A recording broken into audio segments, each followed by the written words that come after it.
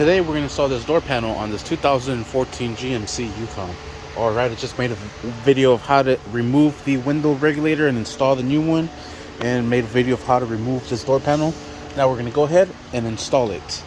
Alright, first thing we're going to do is we're going to go ahead and pass in the pigtail, and we're going to go ahead and connect this right in here.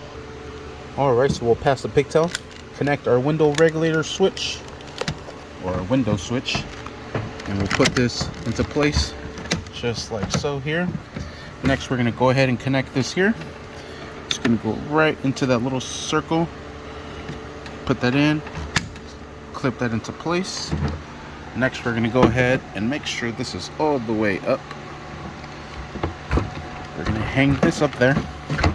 There's two levels, 1 and 2. You're going to make sure you clip it onto the second level.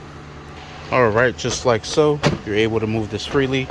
Give it a nice good tug all the way around. Everything's nice and seated. We're going to start with the window lock or the door lock. Just put in the little plastic, clip that into place, and there you have it. Next, we're going to put in these two bolts. Alright, and we're going to put in this 10mm bolt here. You won't need to move the door handle back to be able to tie it down. And there's a 10mm bolt that goes right into there. And just secure this down. Same thing with this one. With this one, we'll have to pull the door handle back, just like so.